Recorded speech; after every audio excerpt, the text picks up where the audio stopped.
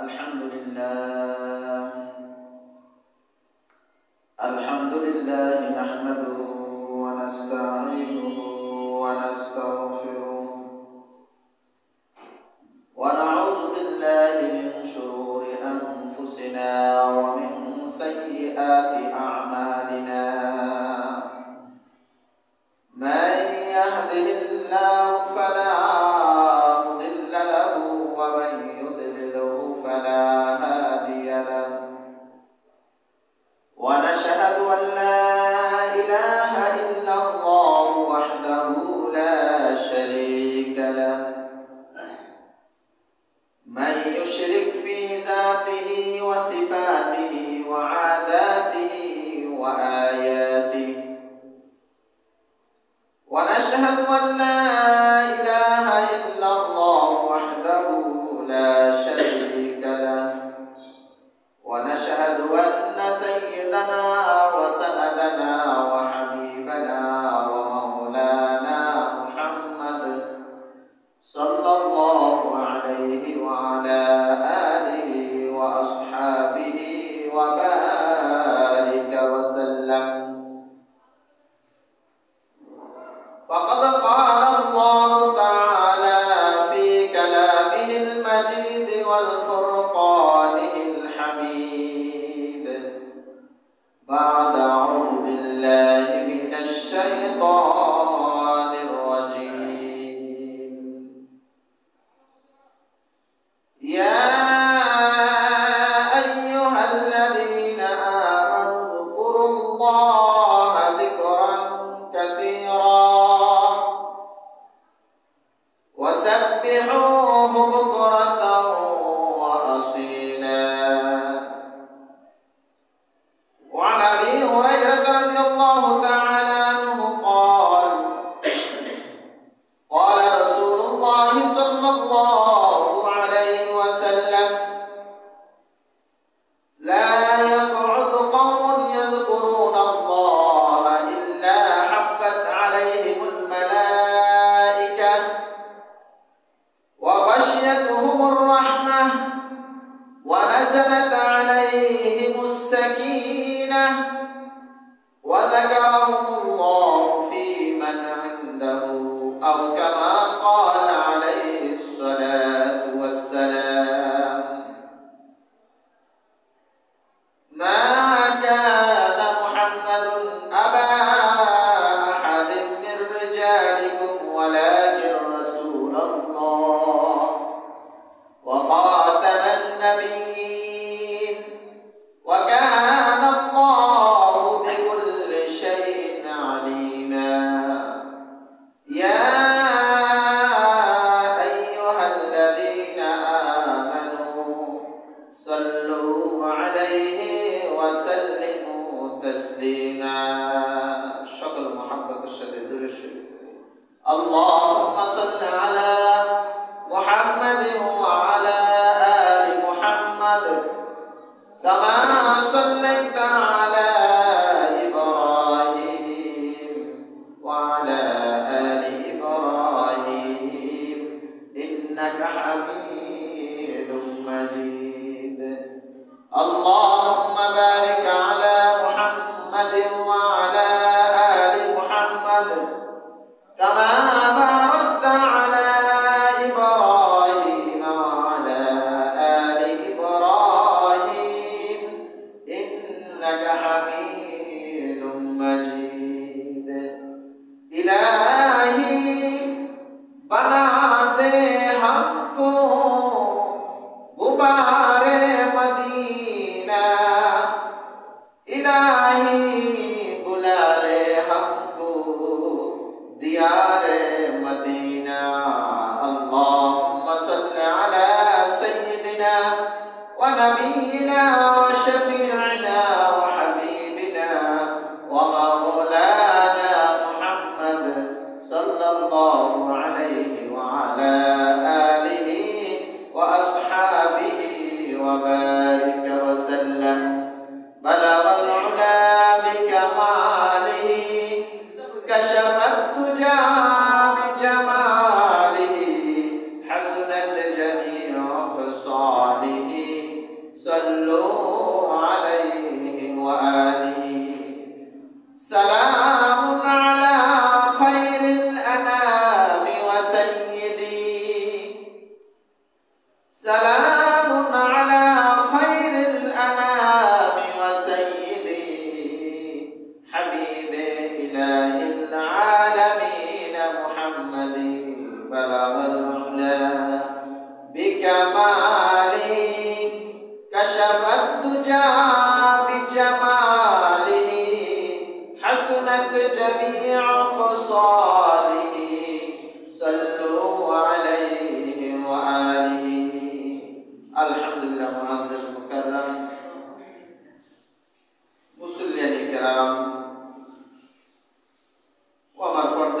মা ও বোনেরা, আল্লাহ পাকের কৃপায় অশেষ রহম ও ফজল যে মহান রব্বুল আলামিন আল্লাহ পাকের মহান হুকুম জুমার 2 রাকাত ফরজ নামাজ আদায় করার জন্য আল্লাহ পাকের মনোনীত ঘর মসজিদে নিয়ে আসছেন। সাথে সাথে দিনই কিছু কথা বলবো, তদনুযায়ী আমল করার চেষ্টা চালাবো। এজন্য ওই মহান পরাক্রমশালী শক্তিধর আল্লাহ তাআলার কৃপায় অন্তরের গভীর থেকে শুকর আদায় করি, সবাই বলি আলহামদুলিল্লাহ। সাথে সাথে হৃদয় নিগ্রাণ ও হাজারো দুরূদ সালাম বর্ষিত হোক আকায়ে তাজদার মদিনা সৈয়দুল আম্বিয়া সরদার দু আলম আরবে আজমে হযরত মুহাম্মদ মুস্তাফা আহমদ মুস্তাফা সাল্লাল্লাহু আলাইহি ওয়াসাল্লাম। মুহতারাম হাজিরিন, আমি যে আপনাদের সম্মুখে আয়াতে কারিমা তেলাওয়াত করেছি, রাসূলুল্লাহ সাল্লাল্লাহু আলাইহি ওয়াসাল্লামের লক্ষাধিক হাদিস সমূহ থেকে ছোট একটি হাদিস রওয়ায়াত করেছি। এই আয়াতের হাদিসের উপরে কিছুটা সময় আলোকপাত করার প্রয়াস চালাবো। আমা তৌফিক ইল্লা বিল্লাহ। আমাদের বর্তমান যে মাসটা চলতেছে, এই মাসের নাম হলো রজব মাস। বলেন এই মাসের নাম কি? রজব মাস। আমাদের ক্যালেন্ডার হিসাবে আমরা তো ইংরেজি মাসে অনেক পারদর্শী, শিক্ষিত অশিক্ষিত সবাই ইংরেজি ক্যালেন্ডারে পারদর্শী, কিন্তু চন্দ্রমাসিক ক্যালেন্ডারে আমরা শিক্ষিত মানুষরাই অল্প। এজন্য যে কোনো মহল্লায়, যে কোনো সমাজে চান্দ্রিক মাসগুলো এগুলো জানা, এগুলো তারিখ মতো ইয়াদ রাখা, এগুলো হলো ওয়াজিব, ফরজে কিফায়া। চন্দ্র মাসের হিসাব যদি কারো জানা না থাকে, কোনো মহল্লার যদি কারো জানা না থাকে, তাহলে সবাই ঢালাও পাবে গুনাহগার হবে। তাহলে এই মাসটা আমাদের কি মাস চলতেছে বলেন? আরবি মাস রজব মাস। আজকে প্রায় রজবের 24 তারিখ, আর কয়েকদিন পরে শাবান মাস। শাবানের পরেই আসতেছে আমাদের ফজিলতপূর্ণ রমজান মাস। এজন্য এই মাসগুলো আল্লাহ তাআলা আলাদাভাবে চয়ন করেছেন। আরবি মাসও 12টি মাস। বলেন আরবি মাসও কয়টি? ইংরেজি যেরকম 12টি মাস, আবার বাংলা যেমন 12টি মাস, আরবিতেও 12টি মাস। আল্লাহ তাআলা আসমান জমিন সৃষ্টি করার পর থেকে ইন্না ইদ্দাতাশ শুহুরি ইনদাল্লাহি 12 শাহরান, 12টি মাসে দিয়ে দিয়েছেন। এমন না যে 13টি মাস আছে, এমন না যে 10টি মাস রয়েছে। এটা গণগণিতভাবে ইয়ামা খালাকাস সামাওয়াতি ওয়াল আরদ, যেদিন আল্লাহ তাআলা আসমান এবং জমিন সৃষ্টি করছেন, এরপর থেকেই গণগণিতভাবে কয়টি মাস বলেন? 12টি মাস। মিনহা আরবাআতুন হুরুম, এই 12টি মাসের মধ্য হতে 4টি মাস আল্লাহ তাআলার কাছে অত্যন্ত মর্যাদাশীল, ফজিলতপূর্ণ। মুফাসসিরে কেরাম বলেন এই আয়াতের ব্যাখ্যায় 4টি মাস হলো আমাদের যে 14টি মাস চলতেছে, রজব, শাবান, রমজান, জিলকদ, এই 4টি মাস। তাহলে এই মাসটা আল্লাহ তাআলার কাছে অনেক দামি, অনেক ফজিলতপূর্ণ, তৎপরমণ্ডিত। এজন্য এই মাসে আমাদের জন্য করণীয় কি, বর্জনীয় কি, এগুলো আমি বিগত কয়েকটা জুমায় আলোচনা করেছি। আর এই মাস আমাদের কাছ থেকে কি পাওনা, কি চাচ্ছে এই মাসে আল্লাহ তাআলা, এই মাসে আমাদের তরফ থেকে কি চাইতেছেন। রজব, শাবান, রমজানের শেষ পর্যন্ত আল্লাহ তাআলা আমাদের আমল চাচ্ছেন, যে আল্লাহ তাআলার কাছে আমরা কতটুকু আমল পৌঁছাতে পারতেছি। আমাদের দৈনন্দিন যে ওয়াজিবাত রয়েছে, ফরজিয়াত রয়েছে, এগুলোর সাথে সাথে নওয়াফিলাত, যত নফল ইবাদতগুলো রয়েছে, এগুলো আল্লাহ তাআলা চান যে বান্দা আমার হুকুম আদায়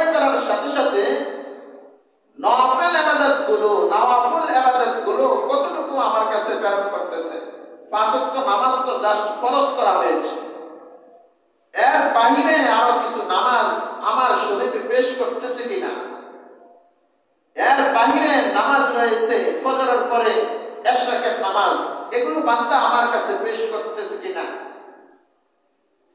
9টা-10টার দিকে রয়েছে সালাতুল দুহা শাস্তের নামাজ, এই নামাজ আমার কাছে আমার বান্দা পাঠাচ্ছে কিনা,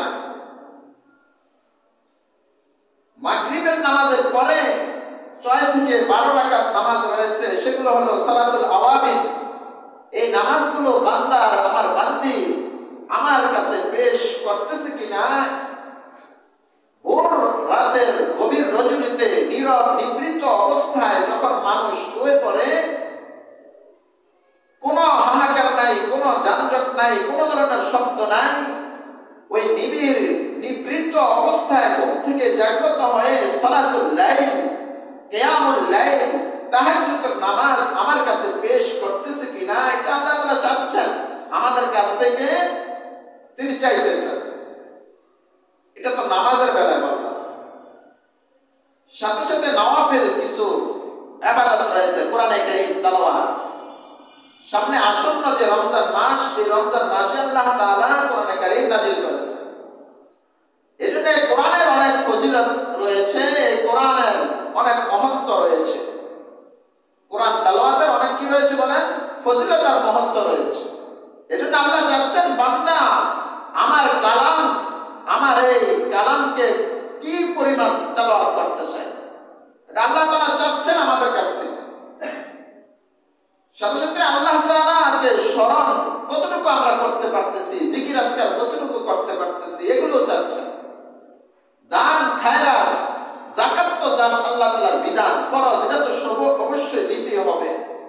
পাশাপাশি দৈনন্দিন দান খায়রাত করা, অন্নহারাদেরকে অন্ন দেওয়া, কিছু খাওয়ানো, ফকির মিসকিনদেরকে, বস্ত্রহীনদেরকে বস্ত্র দেওয়া, কাপড় চোপড় দেওয়া যাদের কাপড় চোপড় নাই, বিটাহীনদেরকে বিটার ব্যবস্থা করে দেওয়া, এগুলো আল্লাহ তাআলা চাচ্ছেন। আল্লাহ তাআলার ফরজিয়াত হুকুমগুলোর পরে, ওয়াজিবাত হুকুমগুলোর পরে আল্লাহ তাআলা কি চাচ্ছেন বলেন, নওয়াফিল চাচ্ছেন। সেগুলো আল্লাহ তাআলা পবিত্র কোরআনে কারীমে ইরশাদ করেন, ইয়া আইয়ুহাল্লাযীনা আমানু যকুরুল্লাহা যিকরান কাসীরা ওয়া সাব্বিহুহু বুকরাতাও ওয়া আসীলা। আল্লাহ তাআলা বলেন, ও আমার মুমিন বান্দা বান্দীগণ, উযকুরুল্লাহা যিকরান কাসীরা, তোমরা বেশি বেশি আমার জিকির করো। আমার কি করো বলেন, জিকির করো। জিকিরের যে শব্দগুলো আছে, এই জিকির করার কথা আল্লাহ তাআলা বলছেন। ইয়া আইয়ুহাল্লাযীনা আমানু যকুরুল্লাহা যিকরান কাসীরা ওয়া সাব্বিহুহু বুকরাতাও ওয়া আসীলা। সকাল এবং সন্ধ্যায় আমার পবিত্রতা জ্ঞাপন করো, তাসবিহাত আদায় করে আমার পবিত্রতা জ্ঞাপন করো, আমার বরত্ব ঘোষণা করে। আল্লাহ তাআলার বরত্ব কি? আল্লাহ তাআলার বরত্ব হলো আল্লাহু আকবার, জিকির করা, আল্লাহু আকবার, আল্লাহু আকবার।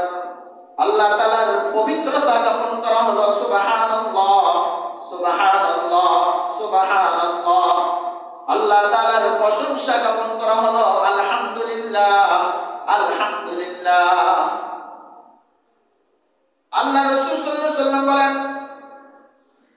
আন আবি হুরায়রা রাদিয়াল্লাহু তাআলা আনহু ওয়া আন আবি সাঈদ রাদিয়াল্লাহু তাআলা আনহুমা قال قال رسول الله صلى الله عليه وسلم لا يقعد قوم يذكرون الله إلا حفتهم الملائكة وغشيت عليهم الرحمة ونزلت عليهم السكينة ثم ذكرني ثم ذكرهم في من عندهم متفق عليه। হযরত আবু হুরায়রা রাদিয়াল্লাহু তাআলা আনহু এবং আবু সাঈদ খুদরি রাদিয়াল্লাহু তাআলা আনহুমা থেকে বর্ণিত, তিনারা বলেন আল্লাহ রাসূল সাল্লাল্লাহু আলাইহি ওয়াসাল্লাম ইরশাদ করেছেন, মানুষ নিয়ে আমার জিকির করে ইল্লা হাফাত আলাইহিমুল মালাইকা, আমার আসমানের ফেরেশতাগণ আসমান থেকে অবতীর্ণ হয়ে জমিনে চলে আসেন। জমিনের তামাম ফেরেশতাগণ তো অবশ্যই বিদ্যমান থাকিলেন, সমস্ত ফেরেশতাকুল এই বান্দাদেরকে, আমার বান্দা বান্দীদের জিকিরের হালকাটাকে এমন ভাবে বেষ্টন করে রাখে, বলছে সীসার ঢালাই কি প্রাচীর, এর চেয়েও আরো গুরুতর প্রাচীর করে বেষ্টন করে রাখতে রাখতে আল্লাহ তাআলার আরশে আজিম পর্যন্ত ফেরেশতারা একজনের কাঁধের উপর পা করে আরেকজনের কাঁধে, এভাবে আল্লাহ তাআলার আরশে আজিম পর্যন্ত ফেরেশতারা বলে, আল্লাহ আপনার অমুক দেশের অমুক মহল্লার অমুক বেটার অমুক ছেলে আপনার বরত্ব জ্ঞাপন করতেছে, আপনার জিকিরে মশগুল রয়েছে। ইল্লা হাফাত আলাইহিমুল মালাইকা ওয়া গাশিয়াতহুমুর রাহমা, তখন আল্লাহ তাআলা রহমত পাঠিয়ে দেন এই জিকিরের হালকা কর্ণওয়ালাদেরকে, যারা জিকিরের ব্যবস্থা করেছিল ঘরে মসজিদে। এই জিকির কর্ণওয়ালা বান্দা বান্দীদের জন্য আল্লাহ তাআলা রহমত বরাদ্দ করে পাঠিয়ে দেন। ওয়া নাযালাত আলাইহিমুস সাকিনাহ, কেমন রহমত? সাদা সিধা কোনো রহমত নয়, সাকিনা নামক বিশেষ একটা আল্লাহ তাআলার রহমত রয়েছে। এই রহমত আল্লাহ তাআলা তাদের উপরে বর্ষণ করাতে থাকে। সোজাসুজি আসমান থেকে এই জিকির কর্ণওয়ালা নর নারী পুরুষ মহিলা সকলের উপর বর্ষিত হতে থাকে। তারপর আল্লাহ রাসূল সাল্লাল্লাহু আলাইহি ওয়াসাল্লাম বলেন, ওয়া যাকারাহুমুল্লাহু ফী মান ইনদাহু, এই জিকির কর্ণওয়ালাদের নিয়েও আল্লাহ তাআলা আরশে আজিমের ফেরেশতাদেরকে নিয়েও তাদের নিয়ে আলোচনা করেন। সবাই বসে যান, মজলিসে বসে যান, যে ও আমার ফেরেশতারা, তোমরা তো বলছিলা মানুষদেরকে আমি সৃষ্টি না করার জন্য, আদমকে সৃষ্টি না করার জন্য, তোমরা তো বলছিলা ওয়াসফিকুদ দিমা, তারা গুনাহ ব্যভিচারে রক্তপাত ঘটাবে জমিনের মধ্যে, নাপাক করতে দিবে না, তোমরা নিজেরাই আরশে আজিমের কাছে আমার বরত্ব জ্ঞাপন করবে। তো আমি বলছিলাম ইন্নী আ'লামু মা লা তা'লামুন, ও আমার ফেরেশতারা আমি যা জানি তোমরা তা জানো না, দেখলে তো আজকে সেটার প্রমাণ। আল্লাহু আকবার। এজন্য ভাই জিকির করবেন তো ইনশাআল্লাহ। জিকির এটাকে বলা হয়েছে হাফাত, মানে হালকা তৈরি করা। কয়েকজন মিলে একটা জিকিরের বৈঠক কায়েম করা, পুরুষরাও মহিলারাও। এখানে শুধু পুরুষদেরকে আল্লাহ রাসূল সাল্লাল্লাহু আলাইহি ওয়াসাল্লাম নির্ধারণ করেন না, মহিলারাও তাদের ঘরের মধ্যে কয়েকজন মিলে জিকিরের হালকা ব্যবস্থা করা। আর কেমন ফজিলত! আল্লাহ রাসূল সাল্লাল্লাহু আলাইহি ওয়াসাল্লাম বলেন, হযরত আবু মুসা আশআরী রাদিয়াল্লাহু তাআলা আনহু থেকে বর্ণিত, আন আবি মুসা আশআরী রাদিয়াল্লাহু তাআলা আনহু قال كان عن ابي موسى الاشعري رضي الله تعالى عنه قال قال رسول الله صلى الله عليه وسلم اذا ذكره الله اذا ذكرني فذكرته في نفسي। আল্লাহ রাসূল সাল্লাল্লাহু আলাইহি ওয়াসাল্লাম বলেন হাদিসে কুদসি, يقول الله عز وجل يقول الله عز وجل انا معه اذا ذكرني। আল্লাহ আল্লাহ তাআলা বলেন আমি ওই বান্দার সাথেই থাকি যে বান্দা আমার জিকির করে, আমি ওই বান্দার সাথেই থাকি যে বান্দা আমার কি করে, জিকির করে। হাদিসে কুদসি বুঝান, যেটা স্বয়ং আল্লাহ তাআলা নিজের ভাষা। হাদিস মানে তো আমরা জানি কি, আল্লাহ রাসূল সাল্লাল্লাহু আলাইহি ওয়াসাল্লামের জবান মোবারক থেকে যে কথাগুলো আসছে এগুলোকে হাদিস বলা হয়। কিছু কিছু হাদিস আছে স্বয়ং আল্লাহ তাআলার নিজের ভাষায় নিজের জবান থেকে শব্দগুলো বলেছেন, এইগুলোকে বলা হয় হাদিসে কুদসি।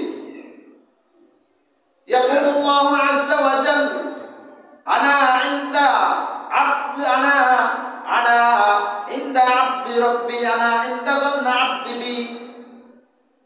আল্লাহ তাআলা বলেন, আমি আমার বান্দার ধারণা মতেই, আমি আমার বান্দার ধারণা মতেই, বান্দা আমাকে যেমন ধারণা করবে আমি বান্দার সাথে আমার বান্দির সাথে তেমনই আচরণ করব। বান্দা যদি আমার কাছ থেকে রহমতের আশা করে আমি অবশ্যই তাকে রহমত দান করব। আমার বান্দা বান্দি যদি কোনো মুসিবত থেকে নিষ্কৃতি পেতে চায় আমি তাকে সেই নিষ্কৃতি পথ বের করে দেব। কোনো অভাবীরা যদি আমার কাছে চায়, আমার কাছে রিজিক অন্বেষণ করে আমি তাকে রিজিকে প্রাচুর্য দিয়ে দেব। কোন রোগ্ন ব্যক্তি যদি আমার কাছে সুস্থতা চায় আমি তাকে সুস্থ করে দেব। কোন ঋণগ্রস্ত ব্যক্তি যদি আমার কাছে ঋণ পরিশোধ করার জন্য চায় আমি তাকে ঋণ পরিশোধ করে দেব। হাদিসে কুদসি আল্লাহ তাআলা নিজেই বলেন, আনা ইনদা যান্না আবদি বি ওয়া আনা মাআহু ইযা যাকারানি। আর বান্দা যদি আমার জিকির করে আমি তার সাথেই থাকি। ফাইদা যাকারানি ফি নাফসি যাকারতুহু ফি নাফসি। বান্দা যদি তার মনে মনে আমাকে জিকির করে, উচ্চ সুরে না, মনে মনে জিকির করতেছেন, আল্লাহ আল্লাহ সুবহানাল্লাহ সুবহানাল্লাহ লা ইলাহা ইল্লাল্লাহ, মনে মনে জিকির করতেছেন, তো আল্লাহ তাআলা কি বলেন,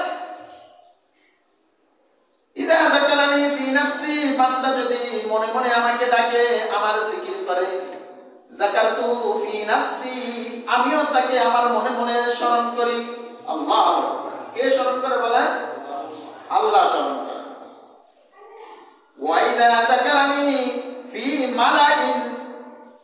আর বান্দা যদি আমাকে কোনো জামাতের মধ্যে, কোনো দলের মধ্যে, কোনো সমাবেশে ঐক্য হয়ে একটা হালকার মধ্যে আমাকে স্মরণ করে, যাকারতুহু ফি মালাইন খায়রিন মিনহুম, আমি আল্লাহ তাদের চেয়ে উত্তম আমার সৃষ্টির সাথে আমার ফেরেশতাদেরকে নিয়ে তাদের নিয়ে আমি আলোচনা করি। আল্লাহ আল্লাহ রাসূল সাল্লাল্লাহু আলাইহি ওয়াসাল্লাম বলেন, عن أبي موسى الأشعري رضي الله تعالى عنه قال قال رسول الله صلى الله عليه وسلم كان رسول الله صلى الله عليه وسلم يسير في طريق مكة। আল্লাহ রাসূল সাল্লাল্লাহু আলাইহি ওয়াসাল্লাম মক্কার পথ দিয়ে অতিক্রম করছিলেন, মক্কার পথ দিয়ে চলতেছিলেন। ফামাররা আলা জাবালিন, হঠাৎ সাহাবারা ছিল, হঠাৎ সাহাবাদেরকে নিয়ে একটি পাহাড় অতিক্রম করলেন। ইউকালু লাহু জুমদান, ওই পাহাড়টাকে বলা হয় জুমদান নামক পাহাড়। ওই পাহাড়টার নাম কি বলেন? জুমদান। আল্লাহ রাসূল সাল্লাল্লাহু আলাইহি ওয়াসাল্লাম বলেন, সাবাকাল মুফাররিদুন, সাবাকাল মুফাররিদুন। মুফাররিদুন, তোমাদের মধ্যে হতে যারা মুফাররিদুন তারা অগ্রগামী হয়ে গিয়েছে। তারা কি হয়ে গিয়েছে বলেন? বলেন মুফাররিদুন। মুফাররিদুনরা অগ্রগামী হয়ে গিয়েছে। বলেন মুফাররিদুনরা অগ্রগামী হয়ে গিয়েছে। মুফাররিদুন কারা বলতে পারবেন? মুফাররিদুন কারা তো আমিও বলতে পারি না। আল্লাহ রাসূল সাল্লাল্লাহু আলাইহি ওয়াসাল্লাম থাকাকালীন সাহাবায়ে কেরামও বলতে পারে নাই যে মুফাররিদুন কারা। তো সাহাবাদের একটা অভ্যাস ছিল, তারা যদি কোনো কিছু না বুঝতেন, না জানতেন তো জিজ্ঞাসা করতেন সাথে সাথে। এটা সুন্নাত। কিছু না জানা, কিছু না জানলে, কিছু বুঝে না আসলে ওস্তাদকে অথবা খতিব যিনি তিনাকে অথবা বক্তা যিনি তাকে প্রশ্ন করা, এটা হলো সুন্নাত। তাহলে প্রশ্ন করবো ইনশাআল্লাহ। তাহলে মুফাররিদুনরা অগ্রগামী হয়ে গিয়েছে। মুফাররিদুনরা অগ্রগামী হয়ে গিয়েছে। ক্বালু মাল মুফাররিদুনা ইয়া রাসূলুল্লাহ। এখন সাহাবায়ে কেরাম জিজ্ঞাসা করলো, হে আল্লাহ রাসূল সাল্লাল্লাহু আলাইহি ওয়াসাল্লাম, মুফাররিদুন কারা? আল্লাহ রাসূল সাল্লাল্লাহু আলাইহি ওয়াসাল্লাম এখন বলতেছেন মুফাররিদুন কারা। ক্বালু মাল মুফাররিদুনা ইয়া রাসূলুল্লাহ। ওগো আল্লাহ রাসূল সাল্লাল্লাহু আলাইহি ওয়াসাল্লাম, মুফাররিদুন কারা? আল্লাহ রাসূল সাল্লাল্লাহু আলাইহি ওয়াসাল্লাম আল্লাহ কাসীরান ওয়া যাকিরাত। আল্লাহু আকবার। সহিহ হাদিস ভাই, মিশকাতে আছে, তিরমিজি শরীফের রাওয়াত আছে। আয-যাকিরুন আল্লাহ কাসীরান ওয়া যাকিরাত। আমার ওই সমস্ত উম্মতের মধ্য হতে নরনারী যারা বেশি বেশি জিকিরে লিপ্ত থাকে, সুবহানাল্লাহ, এরাই হলো কারা বলেন মুফাররিদ। আর মুফাররিদুনরাই অগ্রগামী হয়ে গিয়েছে। কোন দিক দিয়ে অগ্রগামী হয়েছে? সওয়াবের দিক দিয়ে, আমলের দিক দিয়ে, জান্নাতে পৌঁছার দিক দিয়ে। আল্লাহু আকবার। আল্লাহ রাসূল সাল্লাল্লাহু আলাইহি ওয়াসাল্লাম তিনি আরো বলেন, عن ابي هريره رضي الله تعالى عنه قال قال رسول الله صلى الله عليه وسلم اي الذين يكنزون الذهب والفضه। এই আয়াতটা যখন নাজিল হলো, আল্লাযীনা ইয়াকনিজুনা আয-যাহাবা ওয়াল ফিদ্দা, যারা স্বর্ণ এবং রূপার সঞ্চয় করে রাখে, সম্পদ সঞ্চয় করে রাখে, স্বর্ণ রূপা জমাইয়া রাখে। তো আল্লাযীনা ইয়াকনিজুনা আয-যাহাবা ওয়াল ফিদ্দা, এই স্বর্ণ রূপা জমায় রাখার ক্ষেত্রে যাকাতের ব্যাপারে বলছিলেন। তো আল্লাহ রাসূল সাল্লাল্লাহু আলাইহি ওয়াসাল্লামকে সাহাবায়ে কেরাম প্রশ্ন করলেন, ইয়া রাসূলুল্লাহ, আমরা তো গরীব মানুষ, আমরা আনসারী সাহাবা, মুহাজির সাহাবা, আমাদের তো এমন কোনো স্বর্ণ রূপা নাই যে জমিয়ে রাখবো, আগামী বছর আমরা যাকাত দিব। তো আপনি বলুন। ফাকালু আসহাবুন, সাহাবায়ে কেরাম বললেন, আইয়ুল মালি খায়রুন, ওগো আল্লাহ রাসূল সাল্লাল্লাহু আলাইহি ওয়াসাল্লাম, এই স্বর্ণ রূপার সম্পদগুলোর মধ্যে হতে সবচেয়ে উত্তম সম্পদ কোনটি? আপনি আমাদেরকে বলে দিন, আপনি আমাদেরকে বলে দিন। فقال আল্লাহ রাসূল সাল্লাল্লাহু আলাইহি ওয়াসাল্লাম বললেন, আফজালুহু লিসানুকা যাকিরুন, আফজালুহু লিসানুন যাকিরুন ওয়া কলবুন শাকিরুন ওয়া যাওজাতুন মুমিনাতুন তুঈনুহু আলা ঈমানিহি। আল্লাহ রাসূল সাল্লাল্লাহু আলাইহি ওয়াসাল্লাম বললেন, স্বর্ণ রূপার চেয়েও দামি, অর্থ সম্পদ সঞ্চয় করার চেয়েও দামি হলো লিসানুন যাকিরুন, লিসানুন যাকিরুন, লিসানুন যাকিরুন, জিকির করনেওয়ালা জবান। আল্লাহু আকবার। সম্পদের চেয়েও দামি হলো কি বলেন? জিকির করনেওয়ালা জবান। ওয়া কলবুন শাকিরুন, এবং কৃতজ্ঞ আদায় করনেওয়ালা কলব, কৃতজ্ঞ আদায় করনেওয়ালা কলব। এগুলো স্বর্ণ রূপার চেয়েও দামি হলো কি বলেন? জিকির করনেওয়ালা জবান। জিকির করনেওয়ালা কেমন দামি দেখেন। عن ابي هريره رضي الله تعالى عنه قال قال رسول الله صلى الله عليه وسلم مثل الذين يذكر ربه والذين لا يذكر مثل الحي والميت।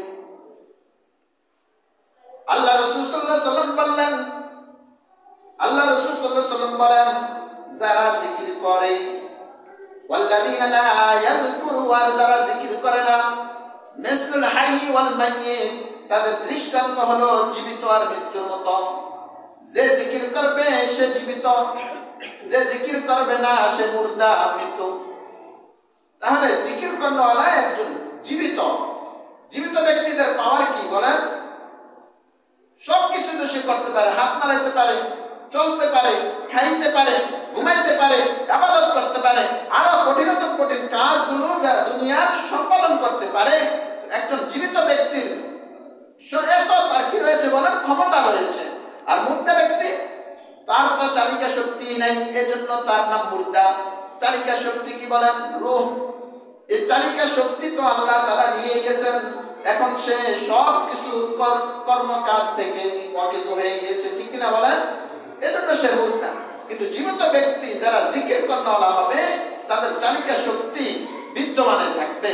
অর্থাৎ এটা তারা আল্লাহ রাসূল সাল্লাল্লাহু আলাইহি ওয়াসাল্লাম বোঝাচ্ছেন যে জিকির করনেওয়ালা জীবিত মানে যারা জিকির করবে, যত ধরনের কঠিনতম কঠিন পেরেশানিতে পড়ুক, মুসিবতে পড়ুক, আমি আল্লাহ তাদেরকে নিষ্কৃতির পথ খুলে দেব। সুবহানাল্লাহ। ওয়ামান ইয়াত্তাকিল্লাহ ইয়ারযুকহু মিন হাইসু লা ইয়াহতাসিব। আল্লাহ তাআলা বলেন এমন এমন নিষ্কৃত পথ খুলে দেব সে কোনো কল্পনাও করতে পারবে না। কোত্থেকে হলো, কোত্থেকে আসলো, কিভাবে হলো, আপনার ক্ষমতার বাহিরেই থাকবে, কিন্তু আল্লাহ তাআলা এটা আপনার জন্য সহজ এবং অনায়াসে করে দেবে। এটা কাদের কাদের জন্য? জিকির করনেওয়ালাদের, জিকির করনেওয়ালাদের জন্য। আর যারা জিকির করবে না, মিসলুল মাইয়িত, তারা হলো মুর্দার মতো, মৃত ব্যক্তির মতো। মৃত ব্যক্তির যেমন অনুভূতি শক্তি নেই, মৃত ব্যক্তির যেমন হেসিয়ত নেই, মৃত ব্যক্তির যেমন খানা দানা কোন ধরনের চালিকা শক্তি তার ভিতরে নেই, সব কিছু থেকে সে অকিছু। একজন জীবিত ব্যক্তি থাকা সত্ত্বেও যখন তার দিলের মধ্যে, তার জবানের মধ্যে আল্লাহ তাআলার জিকির থাকবে না, তো সে এমনই অকিছুর মতো, মুর্দার মতো হয়ে যাবে। কথাটা বোঝাতে পারছি? আল্লাহ রাসূল সাল্লাল্লাহু আলাইহি ওয়াসাল্লাম অন্যত্র কি বলেন? عن ابي هريره رضي الله تعالى عنه قال قال رسول الله صلى الله عليه وسلم ان رجلا سئل يا رسول الله। একজন ব্যক্তি রাসূলুল্লাহ সাল্লাল্লাহু আলাইহি ওয়াসাল্লামকে জিজ্ঞাসা করলেন, ইয়া রাসূলুল্লাহ ইন্না শারাইআল ইসলাম ক্বাদ কাসরাত আলাইয়া।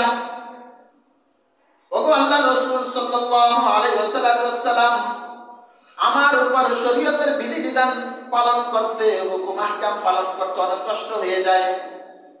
ফাখবিরনি বিশাইইন ফাআতাশাব্বাসু বিহি। আমাকে আপনি এমন আমলের কথা বলে দিন যে আমলটা আমি সব সময় করতে পারবো, যে আমলটা আমি সব সময় করতে পারবো। আল্লাহ রাসূল সাল্লাল্লাহু আলাইহি ওয়াসাল্লাম কি বলেন? وقال رسول الله صلى الله عليه وسلم। আল্লাহ রাসূল সাল্লাল্লাহু আলাইহি ওয়াসাল্লাম বললেন, লিসানুকা রাতাবুম মিন যিকরিল্লাহ। সর্বদাই তুমি তোমার জবানকে জিকির দ্বারা সিক্ত রাখো। লা তুজালু লিসানুকা রাতাবুম মিন যিকরিল্লাহ। সর্বদা কথা বলো, সর্বদা তুমি তোমার জবানকে, তুমি তোমার জিহ্বাকে জিকির দ্বারা সিক্ত রাখো, জিকির দ্বারা সিক্ত রাখো। আসলে জিকিরটা এমন একটা জিনিস, যারা এই জিকির করতে পারছেন তারাই অনেক বড় কিছু হতে পারছে, তারাই আল্লাহ তাআলার নৈকট্যপ্রাপ্ত হয়ে গেছে, তারা জান্নাতের অধিবাসী হয়েছে এবং দুনিয়াতেও তাদের জন্য খুব সহজ হয়ে গিয়েছে। কারণ অন্য কোনো আমলের ক্ষেত্রে আল্লাহ তাআলা এই কথা বলেন না।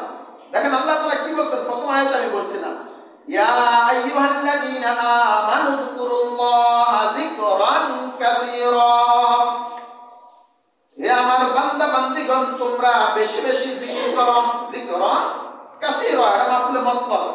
যিকরান কাসীরা, বেশি থেকে বেশি জিকির করো, সব সময় জিকির করো। যিকরান কাসীরা এই শব্দটা কার বলেন? আল্লাহ তাআলা, কোরআনে কারীমের আয়াত। তাহলে যিকরান কাসীরা, এটা এই জিকির ছাড়া তো আরো অনেকগুলো ইবাদত আল্লাহ তাআলা রয়েছে, আছে না?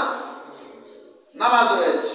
আল্লাহ তাআলা কোথাও নামাজের মধ্যে, পুরো সমস্ত কোরআন শরীফের মধ্যে, পুরো কোরআন শরীফে 82 থেকে 83 জায়গায় সালাতের কথাই রয়েছে, নামাজের কথা আছে, কিন্তু কোথাও এই কথা বলেন নাই, ইয়া আইয়ুহাল্লাযীনা আমানু সাল্লু সালাতান কাসীরা। দেখেন এরকম একটা আয়াত দেখেন, হে ঈমানদারগণ, তোমরা বেশি বেশি নামাজ পড়ো। এই কথাটা নাই, কোথাও নাই।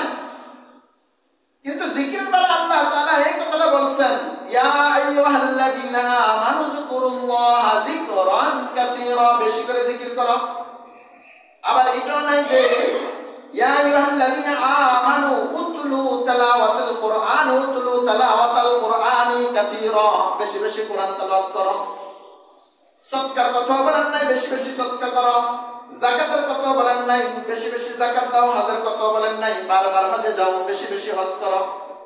কিন্তু জিকিরের বেলা আল্লাহ তাআলা বলেছেন কি, কারণ এটা এমন একটা হুকুম, এটা সবাই করতে পারে, শুধু জবানটা একটু লড়াই, শুইয়া বলেন, দাঁড়াইয়া বলেন, কাজে বলেন, মুখে করা সবসময় সম্ভব। এজন্য আল্লাহ তাআলা এখানে যিকরান কাসীরা শব্দটা নিয়ে আসছেন। মুফাসসির কারামের এমনটাই মত পাওয়া যায়। ইয়া আইয়ুহাল্লাযীনা আমানু যকুরুল্লাহা যিকরান কাসীরা ওয়াসাব্বিহুহু বুকরাতাও ওয়া আসীলা। সকাল এবং সন্ধ্যা জিকির করো। বুকরাতান মানে সকাল, আসিয়া মানে সন্ধ্যা, এর মানে 24 ঘন্টায় জিকির করতে হবে। অর্থাৎ দেখেন মুফাসসির কারাম বলতেছেন ইয়া আইয়ুহাল্লাযীনা আমানু যকুরুল্লাহা যিকরান কাসীরা ওয়াসাব্বিহুহু বুকরাতাও ওয়া আসীলা। সকাল টু সন্ধ্যা, সন্ধ্যা টু সকাল। আর কথা বোঝেন নাই? সকাল থেকে সন্ধ্যা পর্যন্ত জিকির করো, সন্ধ্যা থেকে আবার সকাল পর্যন্ত জিকির করো। কতটুকু করি বলেন? এই আয়াতের বেলা যদি আল্লাহ ধরেন তো কি জবাব দিবেন? আল্লাহ তাআলা বলেন বুকরাতা ওয়া আসিলা, সকাল থেকে সন্ধ্যা, সকাল সন্ধ্যা জিকির করতে। মানে মিনাল বুকরা ইলাল আসিলা, আইলাল মিনাল আসিলা ইলাল বুকরা। সকাল থেকে সন্ধ্যা, সন্ধ্যা থেকে সকাল, অর্থাৎ 24টা ঘন্টায় জিকিরে থাকো। 24টা ঘন্টায় জিকিরে থাকো। আল্লাহু আকবার। जिक्र खुदा फिक्र बातिल को हटा दे दिल से रा। अल्लामा कवि इकबाल बोले फिक्र बातिल को हटा दे दिल से राब, तेरे जिक्र दिल में लगा दे रोज शाम, तेरे जिक्र दिल में लगा दे रोज शाम। আল্লাহ আমার দিলে যত ধরনের খারাপ ধারণা রয়েছে, গুনাহ ঘুরপাক করছে, এই সবগুলো আমার দিল থেকে বের করে দেন না। আর রোজে সব ওই আয়াতের ব্যাখ্যা বুকরাতা ওয়া আসিলা, রোজ মানে দিন, সব মানে রাত্র। সকাল এবং দিন এবং রাত্রে 24 ঘন্টায় আপনার জিকিরে আমার জবানকে সিক্ত করার তৌফিক দেন। ফিক্রে বাতিল কো হটা দে দিল সে রা, तेरे जिकिर दिल में लगा दे रोज शाम। আপনার জিকির আমার অন্তরের মধ্যে ফিট করে দেন, আমার জবানে চালু করে দেন সকাল এবং সন্ধ্যায়, সন্ধ্যা এবং সকাল। আল্লাহ জিকির ভাই এমন একটা জিনিস, আল্লাহ রাসূল সাল্লাল্লাহু আলাইহি ওয়াসাল্লাম বলেন তুমি ওই পর্যন্ত কামিয়াব হবে না যতক্ষণ না তোমাকে মানুষ পাগল বলে। জিকির করতেছেন, জিকির করতে করতে হাঁটতে বইতে রাস্তায় ঘাটে এমন ভাবে জিকির করতে হবে যে আপনাকে মানুষ পাগল বলে, তাহলে মনে করবেন যে আপনি কামিয়াব। তাহলে মনে করতে হবে কি বলেন? আপনি কামিয়াব হয়ে গেছেন, জান্নাতি হয়ে গেছেন, আলহামদুলিল্লাহ। इश्क बाजी बुत फरस्ती तूने मुझको भूल गया, इश्क बाजी बुत फरस्ती तूने मुझको भूल गया, दे दिया मैं ले गया मैं हरदम जारी रह गया। আল্লাহ সব কিছু নিয়ে যান, সব সময় আপনার জারিটা আমার ভিতরে রাখেন। आशिकों का क्या मजा है माशुकू से पूछियो। আল্লাহ আরবদের এভাবে তিনারা বলতেন, আর জজবা উঠলে অলৌকিক কিছু ঘটনা ঘটে যেত। বুঝেন না মনে হয়? आशिकों का क्या मजा है माशुकू से पूछियो, शहद गुल में क्या मजा है बुलबुलू से पूछियो, शहद गुल में क्या मजा है बुलबुलू से पूछियो। আরে ভাই জিকিরে কি মজা, আমি আর আপনি কি বুঝবেন? যারা জিকির করে ওয়াযাকিরুনাল্লাহ কাসীরান ওয়াযাকিরাত, মহিলা এবং নারীদের মধ্যে হতে যারা জিকিরে আসক্ত, জিকিরে জবান শিখতে থাকে, তারাই বোঝে আশিক আর মাশুক, প্রেম আর প্রেমাস্পদের আল্লাহ আর তার ভিতরে কেমন লীলা খেলা চলছে। শাহদ গুল মে ক্যা মজা হ্যায় বুলবুলু ছে পুছিও। অন্য পোকা, অন্যান্য কীটপতঙ্গ বা আমি আর আপনি মধু আরোহণের তৃপ্ততা এবং আনন্দতা এটা আমি কিভাবে বুঝবো? এটা তো একমাত্র মৌমাছি বুঝতে পারে। শাহদ মানে মধু, শাহদ গুল মে ক্যা মজা হ্যায় বুলবুলু ছে পুছিও। আল্লাহ কেমন আশিক হয়েছেন তারা, আল্লাহর ওলি তারা এমনিতে হয়ে যান নাই, আল্লাহর নৈকট্য প্রাপ্ত এমনিতে হন নাই। জিকির যখন আপনার করতে থাকবে তখন ফাহারাস আপনার খুলে যাবে। আল্লাহ রাসূল সাল্লাল্লাহু আলাইহি ওয়াসাল্লাম হাদিস শরীফের মধ্যে বলেন, আত্তাকু মিন ফারাসাতিল মুমিন, আমার মুমিন বান্দা, আমার মুমিন বান্দীদেরকে ভয় করো। যে সমস্ত মুমিন বান্দার মুমিন বান্দাদের বান্দীরা জিকিরে সিক্ত ছিল, জিকিরে আসক্ত ছিল, তাদেরকে ভয় করো, তাদের চোখ রাঙানোকে ভয় করো, তাদের ঠান্ডা নিঃশ্বাসকে, তাদের আফসোসের নিঃশ্বাসকে ভয় করো। কারণ পাহারাস এমন একটা জিনিস, যখন আপনি জিকির করবেন আর করবেন আপনার অন্তর্দৃষ্টি খুলে যাবে। তখন একটা মানুষ দেখলে আপনি বুঝতে পারবেন সে কোন ধরনের মানুষ, সে কি করতে চাচ্ছে, যেটা ওলি আউলিয়া গাউস কুতুবদের ক্ষেত্রে হয়ে থাকে। এজন্য যখন জিকির আপনি অভ্যস্ত করে নেবেন তো আল্লাহ আপনার সব কিছু তামান্না আর আশা আল্লাহ পুরা করবে, আর আপনার নৈকট্য, আল্লাহর নৈকট্যপ্রাপ্ত হবেন। তো হয়ে গেলেই কোনো মানুষ আপনার অনিষ্ট করতে পারবে না, কোনো জীবজন্তু অন্যান্য মাখলুকাত কোনো আপনার অনিষ্ট করতে পারবে না। সেটা আল্লাহ তাআলা অন্য এক হাদিসের মধ্যে বলেন, আন আবি মুসা রাদিয়াল্লাহু তাআলা আনহু قال قال رسول الله صلى الله عليه وسلم من عاد لي وليا فقد حاربني الله।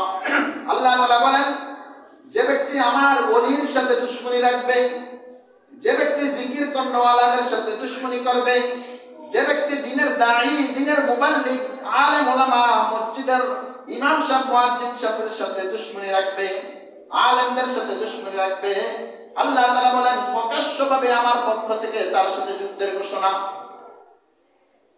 এই জন্য ভাই, যারা ইলমের সাথে মশগুল থাকেন, ইবাদতের সাথে মশগুল থাকেন, তাদের ব্যাপারে কিছু বলতেও একটু সাবধানতা অবলম্বন করা চাই। নচেত আল্লাহ তাআলা দুনিয়াতে পাকড়াও করেন, দুনিয়াতে পাকড়াও করবেন, আখিরাত তো আছে। এই জন্য জিকির করা দরকার ভাই, বেশি বেশি জিকির করবো ইনশাআল্লাহ। করবো তো ইনশাআল্লাহ ভাই। মা বোনদেরকে বলবেন জিকির করতে, জিকিরে আপনার রিজিক বাড়ে, জিকিরে আপনার অভাব দূর হয়ে যায়, জিকিরে আপনার কি বলে, যে জিনিসটা আপনার প্রয়োজন এটা আল্লাহ তাআলা মিটিয়ে দেন। মোট কথা হলো, যা আপনার প্রয়োজন হয় সবকিছু আল্লাহ তাআলা মিটিয়ে দেবেন। আপনার অসুস্থতা তো আপনি জিকির করেন। এরপরের অধ্যায় মিশকাত শরীফের অধ্যায়, এটা জিকিরের অধ্যায়, জিকিরুল্লাহ আযজা ওয়া জাল। এই অধ্যায়ের ব্যাপারে, অধ্যায় থেকে আমি আলোচনা করছিলাম। এরপরের অধ্যায় কোন জিকিরটা করলে আপনার কোন মাকসাদটা, কোন হাজাতটা, কোন প্রয়োজনটা পুরা হবে, এটা নিয়ে আলোচনা করছেন সাহেবে মিশকাত। ইনশাআল্লাহ আগামী জুমায় ইনশাআল্লাহ আমরা চাই তো কিছুটা সময় ইনশাআল্লাহ আলোচনা করব, আল্লাহ যদি তৌফিক দান করে। তো আপনি জিকিরকে যদি অভ্যস্ত করে নেন, দেখবেন আপনার দুনিয়াতে সুখময় জিন্দেগি, ইজ্জতের জিন্দেগি এবং রাহাত আনন্দের জিন্দেগিতে পরিণত হবে। আখিরাতের অনন্ত অসীমকালের জিন্দেগি, যে জিন্দেগির শুরু আছে শেষ নাই, ওই জিন্দেগি তো আপনি সুখময় জিন্দেগি পাইবেন ইনশাআল্লাহ। জিকির করবেন তো ইনশাআল্লাহ। গত জুমা বলছি না, তসবিহতে কে কি নিছেন দেখি। এখানে শুধু কি কবর জিয়ারত করতে আসছি নাকি? কবর জিয়ারত বুঝেন না। আর কবরের মধ্যে গেলে মর্দারের সামনে শুধু সুবহানাল্লাহ, কি বলে, চার কোন আয়াতুল কুরসি, তারপরে আল-হাকুমুত তাকাসুর, তাকাসুর, এগুলো পড়ে চলে নিজে নিজে যা মনে হয় চলে আসে। কোনো সারাংশ পাওয়া যায় না থেকে, আর তাড়াতাড়ি কোনো সারাংশ পাওয়া যায়। তাহলে আমি কবর জিয়ারত করতে আসি নাই, সবক দিতে আসছি। সবক নিবেন, আমল করবেন, দুনিয়া ও আখিরাতে আল্লাহ তাআলা কামিয়াব করবেন। তসবিহ কার কার হয়েছে ইনশাআল্লাহ দেখি হাত উঠান। ওই যে মাশাআল্লাহ বলতে হয়েছে, ওই যে মাশাআল্লাহ মাশাআল্লাহ, সবার আছে আলহামদুলিল্লাহ। তসবিহর ব্যবস্থা করবেন। বললাম তসবিহটা, এটা তসবিহ কোনো নামে না, তাসবিহ এটার অর্থ হলো পবিত্রতা জ্ঞাপন করা। এটা কি পবিত্রতা জ্ঞাপনের জিনিস নাকি? তসবিহটা মূলত এটা তাজকিরা থেকে, ভাবে তাফঈল থেকে, এটার অর্থ হলো আল মুযাক্কির। এটা ইসমে ফাইল থেকে নিলে আল মুযাক্কির অর্থ হবে, মানে স্মরণ করানোওয়ালা।